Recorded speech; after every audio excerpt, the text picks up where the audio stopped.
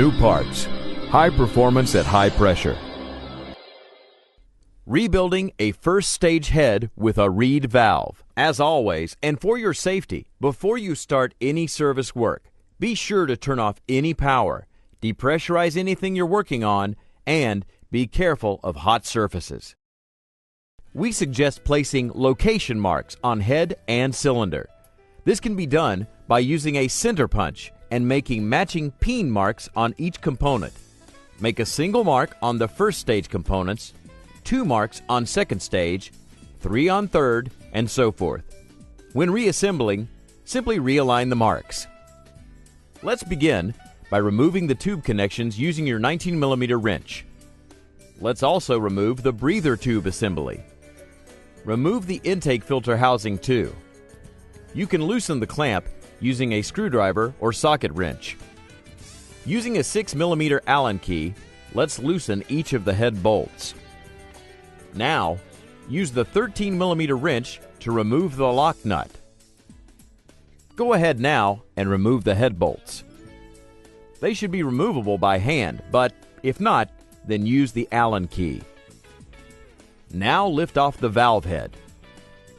This might be a little tricky, as sometimes it gets stuck on there, and that's where a razor blade or a little screwdriver comes in handy to free it. Be cautious so as not to cause any damage to the head.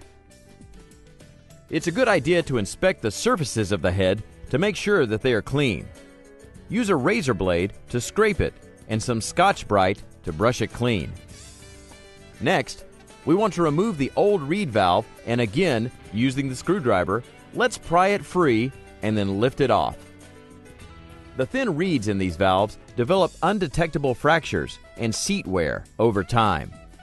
They cannot be rebuilt, and so the reed valve assembly should be discarded. Remove the underside gasket from the cylinder ledge and, as before, scrape the cylinder surface with the razor blade and Scotch-Brite.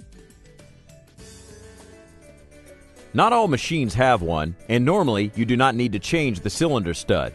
But if you do, it's a very simple matter of gripping it with vice grips or pliers and unscrewing it, and install a new one using Loctite or similar thread sealant.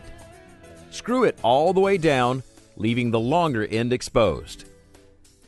Now that we have the cylinder head off, let's rotate the flywheel so that the piston goes all the way down to bottom of stroke, and we can inspect all the way down into the cylinder, making sure there are no score marks or damage.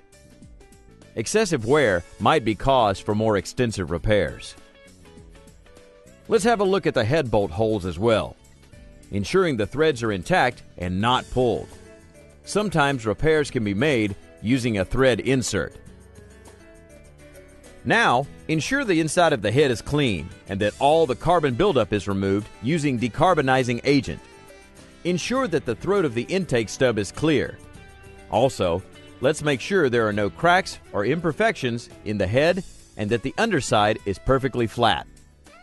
Wiping it across a piece of emery paper, glued to a surface plate, will help to clean it up and flatten any high spots. Also, take a look at the intake filter and make sure it's got no imperfections and is clean and has a fresh filter element in it.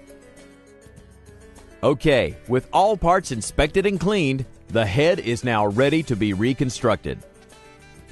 Valve installation. You will need to determine which gaskets are called for. There are 2 versions of this cylinder head. One version looks like this, and the newer version looks like this, and this will determine which gasket to use. The older version uses this gasket, which fits like so. The newer style uses this gasket, like so. So let's take 2 head bolts and put them through the holes in the head. That will help us locate the parts. So install the upper cylinder head gasket, locating it on the bolts, and it should line up nicely on the head. Now, take notice that the reed valve is marked top. These 4 holes are the suction side of the reed valve. So using them as a location indicator, install onto the head, noting that the 4 suction holes go into the suction pocket, and the word top faces the top of the head. Now, Install the underside gasket. You may want to use a little bit of gasket sealant.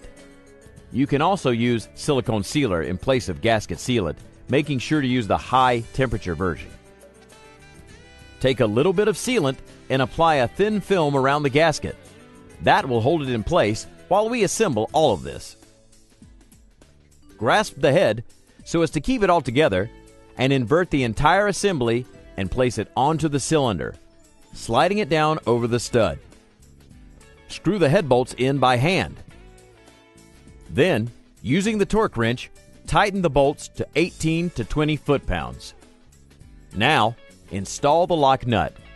And let's use a fresh lock nut because each time you install and remove this, it sort of destroys the locking mechanism. Tighten using the 13mm wrench. While we're at it, let's put a fresh O-ring onto the intake stub. Using our O-ring tool, available from New Parts, it's quite easy to remove the O-ring and install a new one without damaging it, like such. Now all that's left is to reconnect the tubing, reinstall the breather tube, and the intake filter. One final warning before you start the machine.